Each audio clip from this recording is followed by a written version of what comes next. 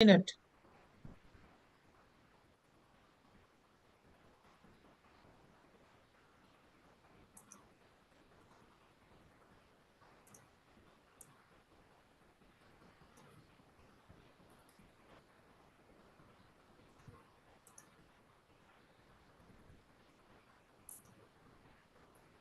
Our webinar is live, on live. Okay, so I will start. Dear friends, G.R. Banerjee, Gauri Rani Banerjee is one of the pioneers of Indian social work, who is the mother of medical and psychiatric social work in India, who has shown how Indian knowledge systems, especially Vedanta, could contribute to the development of social casework. And these two specialization, medical and psychiatric social work, of course, she has contribution to understand ancient Indian wisdom also. So today we have one resource person, great resource person from the same institution where she could not even become a professor. Professor Jua has come to deliver G.R. Banerjee oration. And it is our great pleasure to host her here. Now I request Bhupendra, Dr. Bhupendra, our honorary General Secretary, to give a brief introduction about Professor Sri Lata Jua. Thank you, sir. Thank you, sir. So, Professor Sri Lata Jua, ma'am is a professor working in TISS Mumbai campus, completed her master's and MPhil and PhD. So I don't want to go longer back, because she has completed these long back. But nowadays she is contributing a lot in the field of social work and several subcategories of the social work, including psychiatric social work, including community, and she has n number of publications in her credit. Also, when we were looking for an ideal candidate for this G.R. Banerjee oration, I am glad that even in my one request, she consented and she is here with us. So without taking any much time, I don't want to make it longer one between the audience and between our expert. I would request ma'am to start. Over to you, ma'am. Thank you very much, Professor Ishwaran and Dr. Bhupendra Singh. It is my honor to be part of this oratory lecture. I must confess that she is the reason, Dr. Banerjee is the reason I am in social work. So when I first joined MSW, and I was very disillusioned as a young student, and I went to my teachers said, go read this book. We had the book in our library. And ever since I read that book, this book has become the Bible of my professional life and even my personal life. So I'm very grateful to Dr. Banerjee for her contributions. I'm also humbled at being chosen to deliver this oratory lecture. I really hope I do justice to a stalwart like her and deliver this oratory lecture. I've titled this oratory lecture Reimagining Social Work, and I think this is what Dr. Banerjee did ever since she trained in social work, and she came back and she looked at context and said, you know what, certain things don't fit. So, and that is what is so relevant even today. So the various eras in the world has significant influences on its concomitant changes. More recently, we've had the pandemic, the pre-pandemic and the post-pandemic time zones. And each era comes with its own complexity, its nuances, etc. In the recent past, with globalization, the environment, whether it's the ecological environment, the resources, the community, and network of relationships, have undergone rapid change. And this is what Jaswal and Kshetramiyam said in 2020. And so has the environment within the social work profession. particularly where teaching, research, and fieldwork is concerned. The socio-political landscape has also undergone tremendous change, not only in India, but also across the globe. They've brought changes in community structures, institutional power arrangements, and welfare systems. And that has led to newer forms of injustice, oppression, and discrimination as proposed by Jaswal and Kshetramiam in 2020. So the gaps in social structures are widening, and therefore newer vulnerabilities are being posed as serious threats to well-being of people. In fact, Dr. R.R. Singh, in his keynote address of the Ispsw conference in 2020, invited us to examine the distinctions between field practice and field work.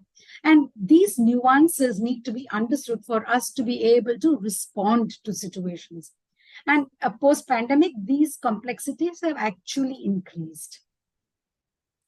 It is in this context that I would like to emphasize that that social work is probably the only professional discipline that locates the political context as the core of learning and practice.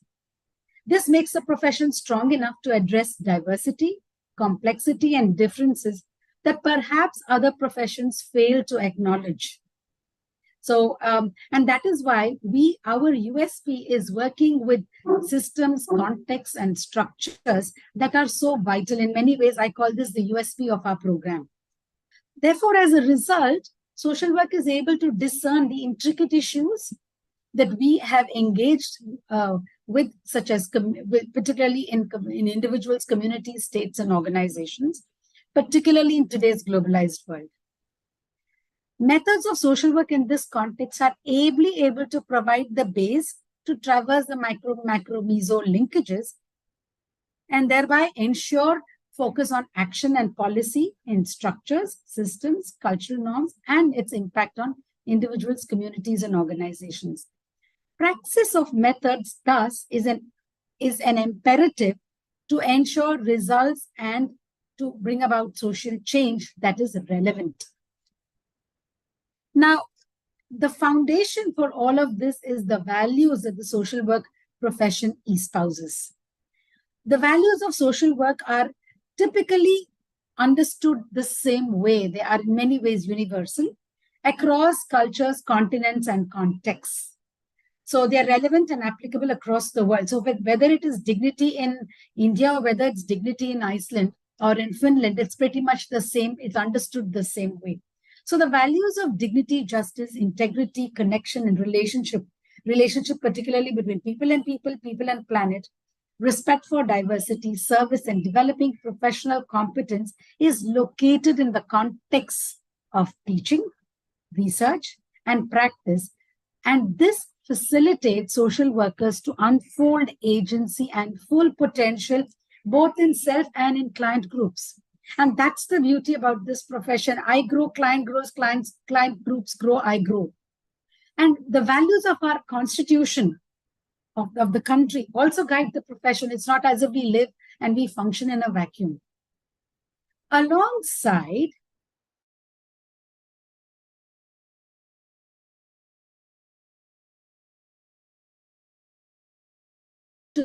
the root of our being, our essence, our innate self.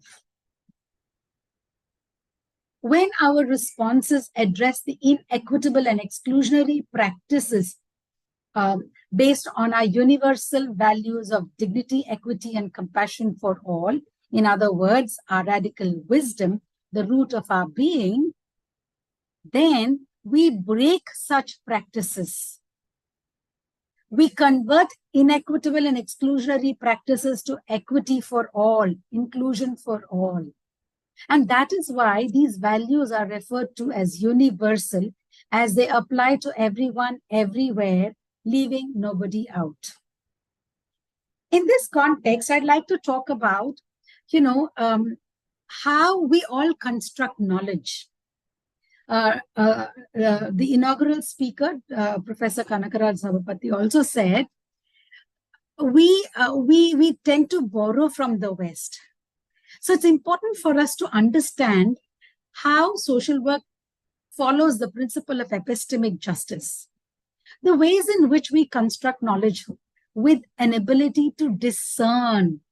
And that is vital. How do I discern?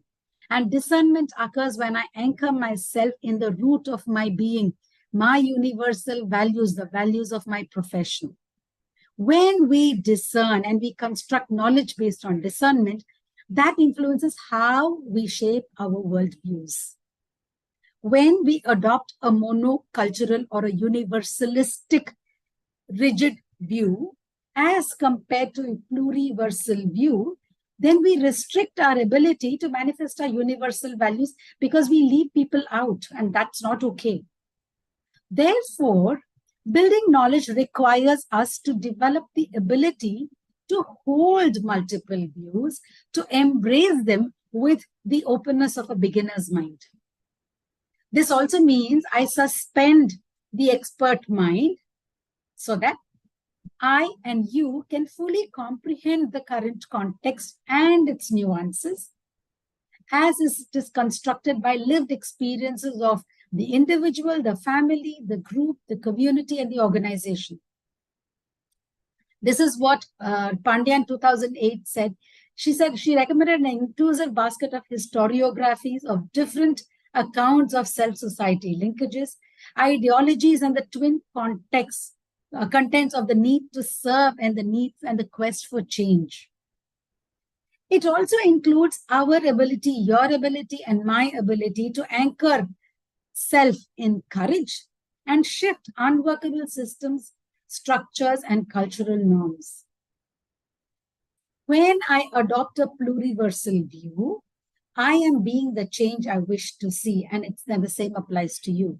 And I do that by shifting paradigms and perspectives to include everybody rather than other.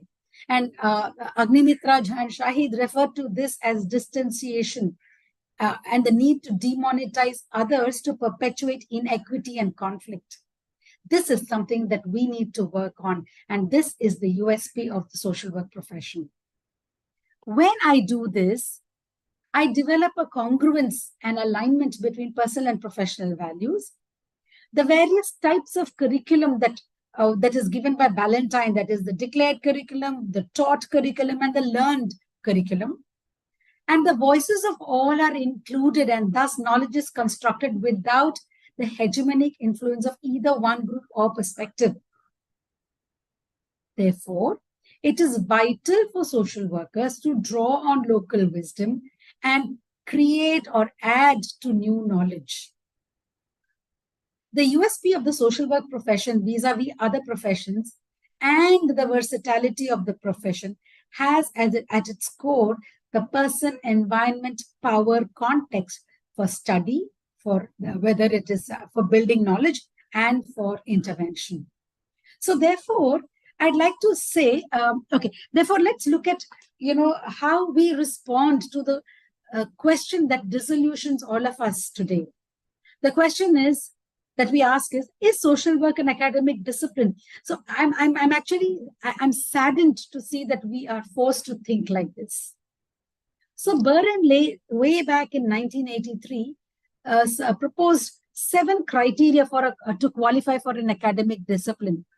They say one is a distinct subject matter, which social work has, an expansive collection of theory and research, which social work has, and the beauty is there is scope for emergence of newer theories and research that allows for new knowledge and new perspectives.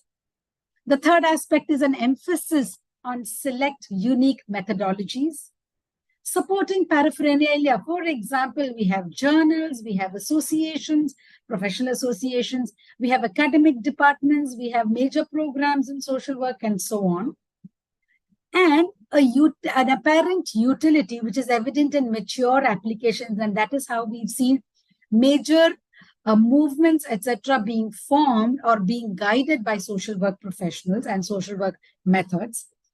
The ability to teach or teach a discipline or community of scholars to say that, we do have a voice, we do have rigor, and we do have robust knowledge systems that we can therefore, and techniques that we can respond to a particular problem. That is what we have. And a consensus amongst professionals that the discipline exists. While all of these are there are certain cracks that we see in our profession. Can we notice, ask ourselves, what am I missing that I must do, that I must put in place to plug these cracks before they become, fault lines, before these fault lines have a seismic quality? The practice, wisdom, and intervention models of working with individuals, groups, communities, organizations, and policy qualify for a distinct subject matter in social work, even though they're individually related to multiple other disciplines. And this is what Sinha and Ajua mentioned in 2020. The profession is fluid enough to adapt itself to changing contexts, to identify ways of demystifying the complexities of system, to generate results that has enabled the professional discipline to emerge as an established and much required profession.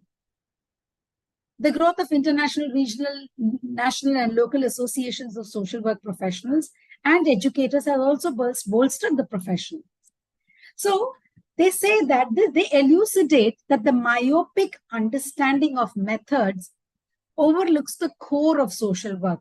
And this core is non-negotiable, which is the agency of the person, the client, the community, and the organization. And by virtue of the profession, ourselves too as professionals.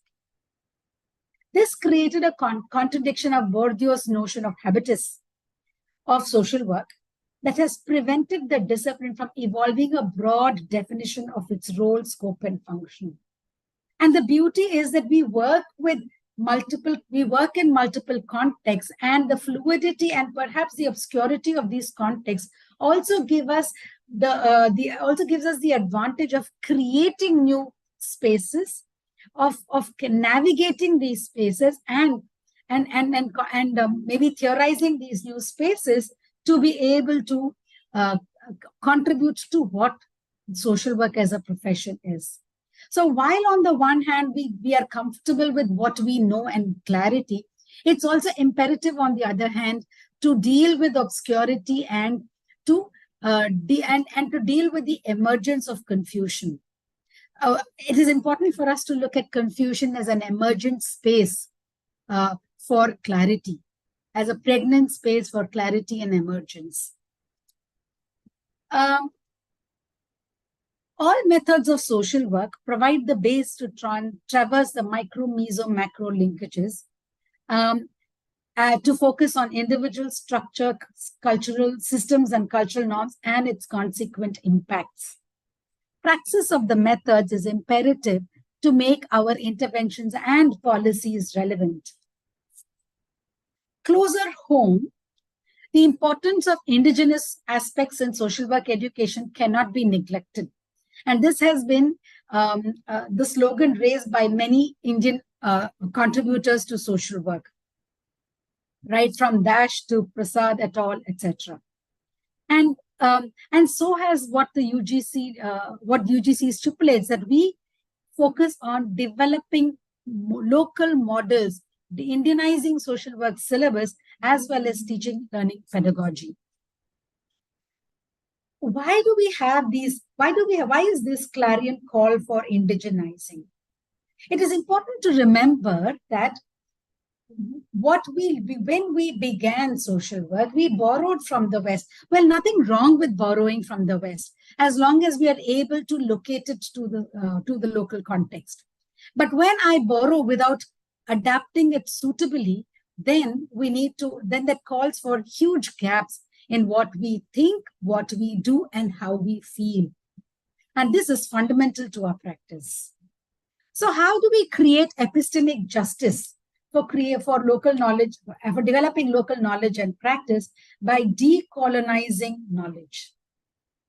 Decolonization encourages us to rediscover, construct, and use what was traditional ways of being, as well as addressing internalized oppression and colonization. This is what Asha Blackdeer in 2023 said.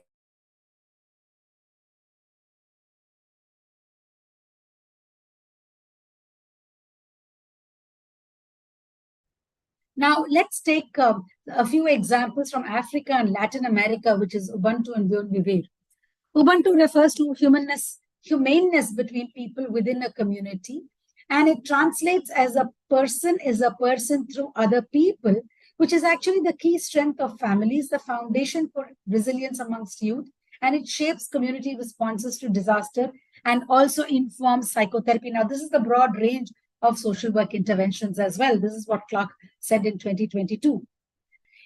Ubuntu also focuses on values, which actually they refer to as moral qualities, and the pattern of interconnectedness between people, worldview, and philosophy, gained in 2012. And the beauty about Ubuntu is it relates not only to the present community, but also to the ancestors and to those who are yet to be born. And therefore, it applies not only to the current life, but to the whole of life, including economy, politics, society, and personal health and well-being. That's what Clark said in 2022. Beyond where we are familiar with this because that was the theme for this year's World Social Work Day.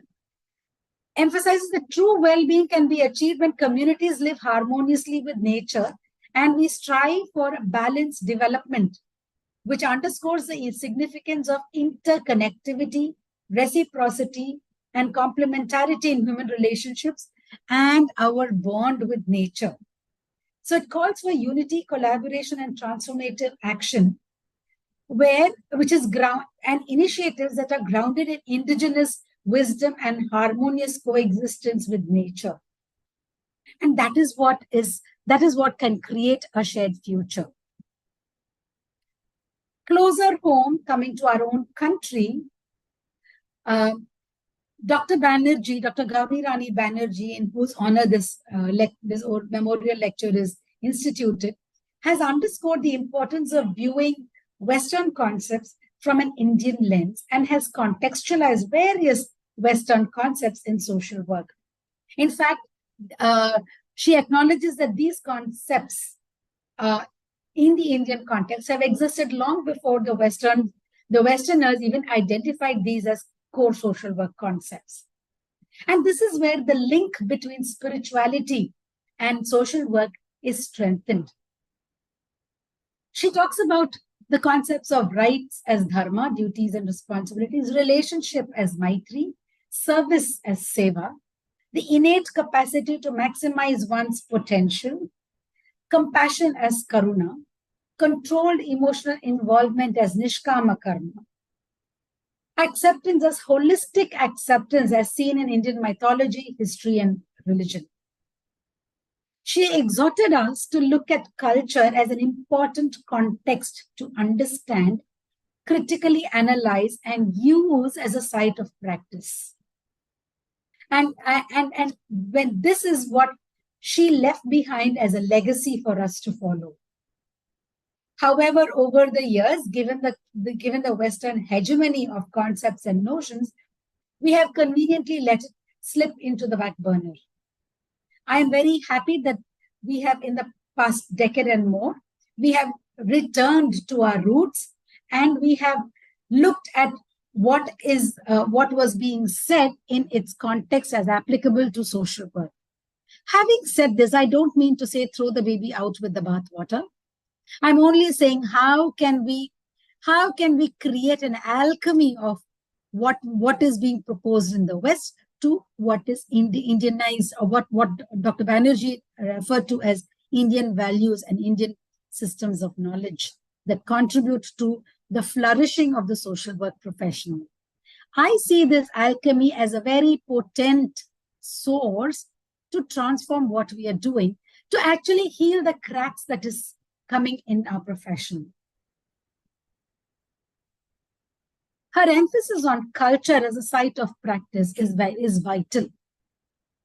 Cultural norms and values can be life-enhancing, they can be neutral, and they can be life-diminishing. Cultural norm such as, or a value which is a cultural norm such as, Anna Prasanna, where we give the child the first solid food at 7 months of age, is a life-enhancing cultural norm. It enables, it encourages us to teach the child, to give the child the first solid food. And that's such a liberating and life-enhancing cultural norm, rather than having to depend on formula and other stuff. There are neutral cultural norms that are neither life-enhancing or diminishing. For example, in our culture, we pay respects to elderly by, taking blessings and touching their feet. We don't return an empty dabba. We at least insert a coin in that empty dabba. They're life, and they're neutral cultural norms. They actually help build relationships. We also have life diminishing cultural norms, like, for example, dowry. Or it could be women eating first and, women eating last, and men getting the best piece of the food. Or it could be that children don't have a voice, and it's okay for children to be bullied. It's okay for children to be bullied and body shamed, because, it's okay for them. So these are life diminishing cultural norms. It is in this context of life diminishing cultural norms that we social workers have a huge role to play. When we transform unworkable systems and cultural norms, we create a level playing field. And that is our playing field because it gives us because we have the ability to work with integrity and courage in a political context. And this becomes our duty and our call to be in action. This is also the USP of social work. With a philosophy Vasudhaiva Kutumbakam, we are duty bound to address the concerns and problems that affect all, including the universe, whether it is climate change or water crisis or forest fires or teen suicides or exam stress or the raging wars across the globe, or whether it is oppression of certain groups of people. Now, having said this, that this is what we need to do, I would like to talk about a transdisciplinary model that will serve as a foundation for us to design our initiatives as social workers, so that we can create enduring and equitable results.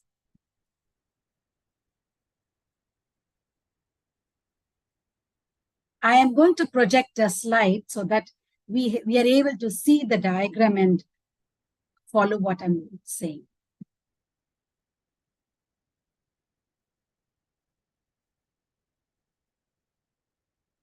Okay.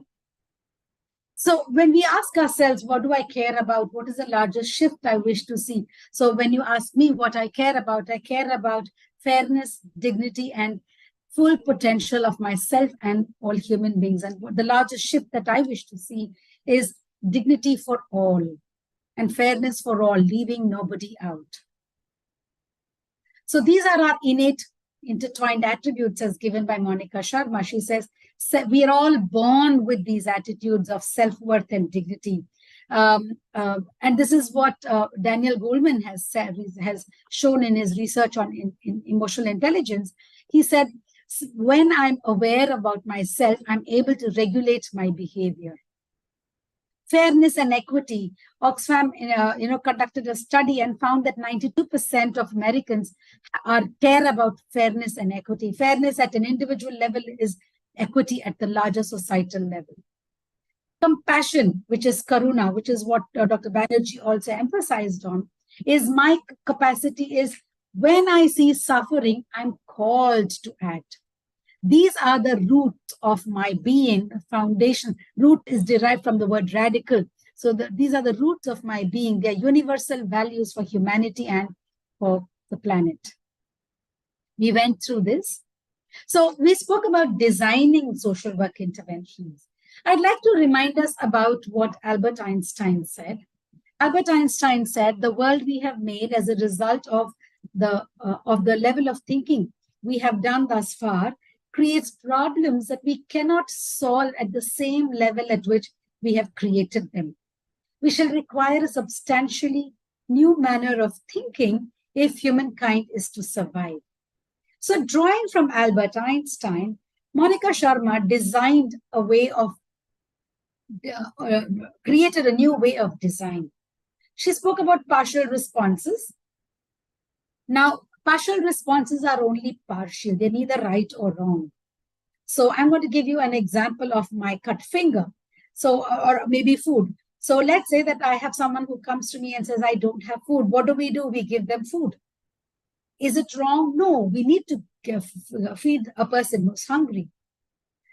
But at the same time, when I know this person doesn't have a job or does not have access to social security schemes, I also work towards simultaneously either equipping him or her or them with skills and with access to social security schemes and food.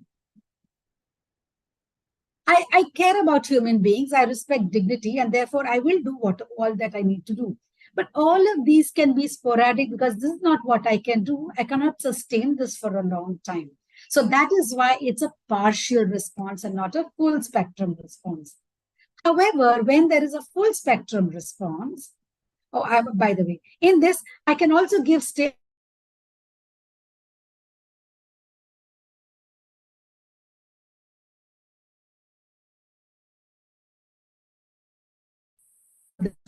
here. But when I design a full spectrum response, I source my universal values of dignity, fairness, equity. I foster agency in people. I shift unworkable systems and cultural norms, whether it is, accessing social protection policies for all, making this access easy and making it available, and ensuring there is food for all, or whether it is giving the person fresh food, and whether it is giving food with dignity. This is how I envisage social work, research, theory, and practice. I care about justice, dignity, compassion, and integrity and diversity, which are also the values of the social work professional. As I said, the USP of social work is working with systems and cultural transformation. So from merely solving problems within the system or within structures to creating a flourishing society, when I shift my goalpost to creating a flourishing society, I will do things differently. From everyday diminishing practices based on and biases based on gender, caste, class, religion, ability, and other axes, to fostering dignity, care, and equity at home, in the workplace, and in society, for whole systems transformation for all, leaving nobody out. From siloed theory and practice to shared co-creation of practice wisdom, and thus theory building. Currently, we're all working in our respective silos. We forget the fact that in a system, we all are interrelated and interconnected. And what affects one part of the system affects the other. But we forget that, and therefore we tend to work like this in siloed manners. What if we shifted this siloed practice to one of co-creation of shared practice wisdom? When confusion and contestation about the profession, to pride in the profession, not pride as in arrogance, but pride in humility of wisdom and not arrogance of knowledge. When I do that, I'm able to redesign my teaching, my fieldwork, my research, and my extension differently. And that's when I can generate a full spectrum response to transform the way social work transacts itself in this country. We are able to, create the alchemy of the old and the new, the West and the East, and other parts of the world. We are able to create an alchemy that is foundational for transformation and change. Monica says, for paradigm shifts and creating a new future, we need to engage to accomplish goals in a manner that changes the norms and systems that gave rise to the problems which we are trying to solve. This is simultaneously based on our oneness, our humanity, and our universal values. I'd like to read this quote again because I'd emphasize on the word oneness, because that's where we are unable to hold differences. For paradigm shifts and creating a new future, we need to engage to accomplish goals in a manner that changes the norms and systems that gave rise to the problems we are trying to solve. This is simultaneously based on our oneness, yours and mine, and the world's, our humanity, and our universal values. The universal values are the root of our being, our innate values, and the values of the profession. While social work responds to problems, we also need to be able to realize the full potential of the profession. So, how do I source universal values to shift systems and culture and solve problems for a thriving profession? So, which means I source the values of the profession and myself, that is dignity, compassion, justice, diversity, integrity, to respond to problems that we encounter and to realize the full potential of the profession. We need to do both, not either or. And the beauty is when we do both, we're able to intervene from multiple entry points, because we work in a system and culture that is circular. We don't look at this as a linear system. And therefore, we work from multiple entry points. We enter the system through multiple entry points. And therefore, no one intervention is bigger or greater than, more important or less important than the other. What does it mean for me to respond to problems? It means I teach, I do research, I do extension, I do fieldwork. Okay. But I also need to build resilience and realize the full potential of all. Glicken defines problems as when a person is not able to realize the full potential, then it becomes a problem. Now, how do I realize the full potential of people? Through my teaching, how do I design my teaching? How do I design my research? How do I design my extension and fieldwork? What strategies will I put in place to realize the full potential of all and to build the resilience of all and myself? How do I deal with individual and collective distress or trauma or inequities? How do I and if I want to realize the full potential of people, I must interrupt isms that maintain inequality and inequity. How do I work with systems, not just individuals, but also with systems, whether it's family, whether it's community, whether it's a larger society, whether it's the organization, or even whether it's policy? How do I nurture? So I put in place strategies to work with systems, but do I also put in place strategies to nurture compassion and world peace? I need to do both, and it's not either or. And that's why when I put in place strategies to realize the full potential of my work, then I'm able to teach, do research, and practice very differently. Because now I'm designing from the future and not designing from the past. And this is what Ubuntu says. Keep in mind the future, whether it is people or whether it is change that we want to see. So how do I learn from the past and design from today? How do I learn from what do I anticipate from the future and design today, so that I design robust interventions and build robust theories, so it's for it to be relevant even 100 years from now. And that is what reimagination looks like. I also want to bring in another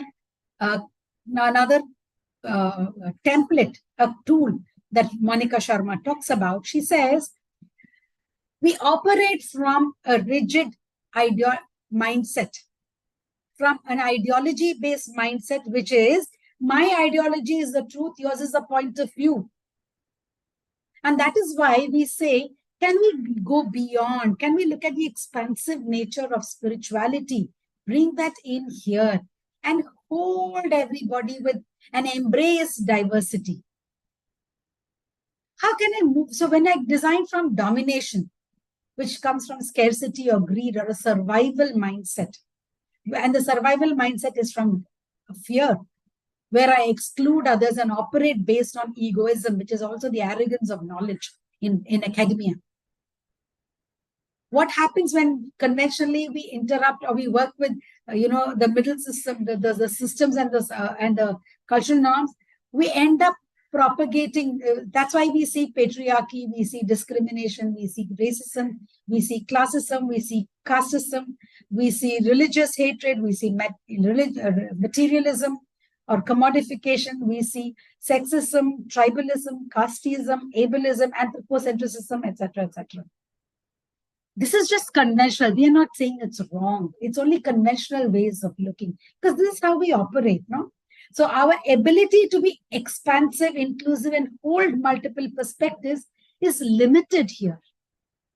What if I moved from this mindset to creating a transformational way of functioning, which is where I operate with a mindset of abundance and contentment?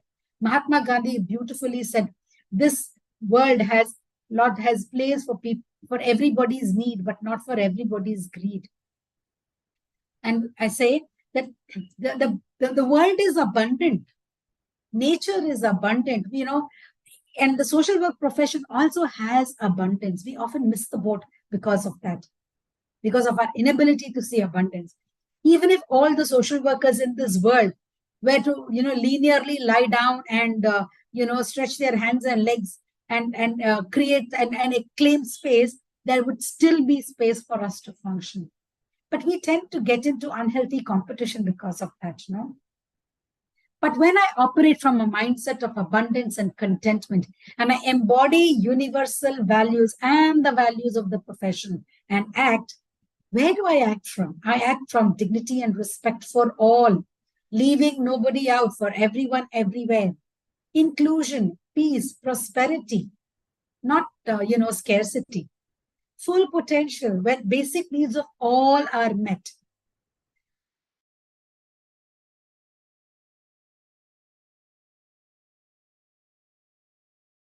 Weddings and, huge food wastage.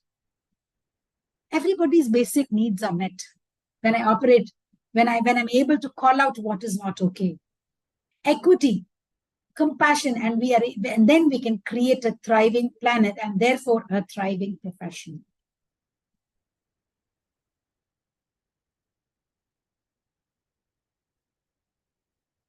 Monica says, when I give myself permission to source my universal values and oneness for action and results, I will manifest my greatness and contribute in unpredictable ways. And I am the unfolding new reality and emergence in this world. So you and I have that capacity. Here are some points for us to ponder on. What values of self and profession will I bring to my work? Is there a congruence? Or is it, nobody is going to notice, so let me just, get away with it? What patterns do I see? All human beings are pattern thinkers, whether we have education or not. What problems do I need to work on to ensure that I am contributing to the profession authentically with integrity?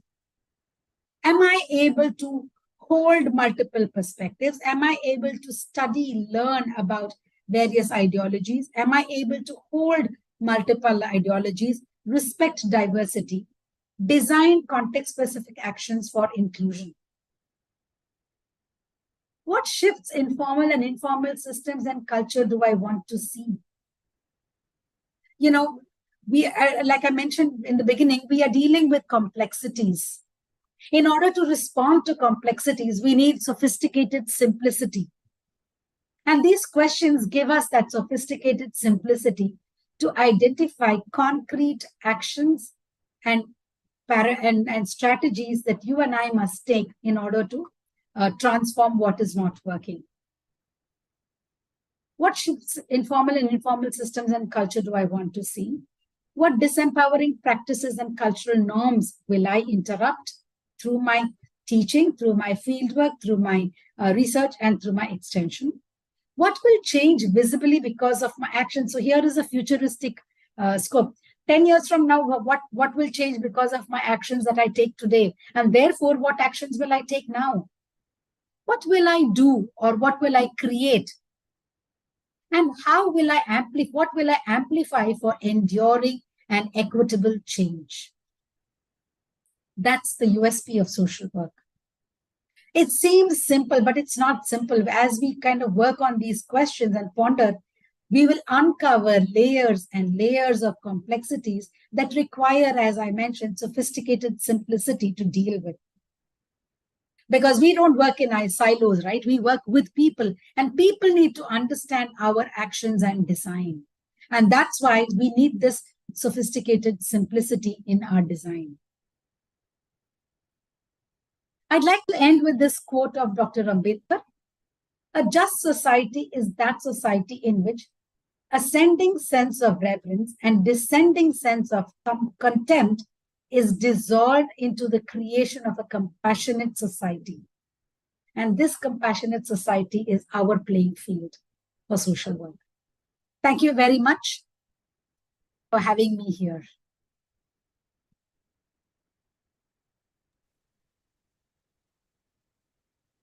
Thank you, ma'am, for very insightful and elaborative delivery on this Gauri Rani Banerjee oration. And earlier, I was thinking that you would enlighten us on the current social perspective and other things. After your delivery, that I am feeling that the decision of executive committee to requesting you to deliver this oration was perfectly fine. So now we will move to our chairperson for the session. Kanagraj sir, your words, please. Sir, you are mute. Thank you, madam, for your enlightening speech. But I don't believe when it comes to the values and all, the universality of values without critical evaluation and it's working. Basically, you could see, generally it is believed. Of course, guys, I know, I want to see how Gauri Rani Banerjee was sidelined. How in the curriculum, Indian context is marginalized. I'm working on that. I'm already advocating on that. The deep worldview, cosmology. Of course, you have written on that also, some values, how Indian things are relevant. But I am not in favor of integrating ours within the broad frame of the white people. So that is something, and adaptation. People talk about adaptation of universal values. Even that word indigenization is something problematic. Who is indigenous? What is the time frame?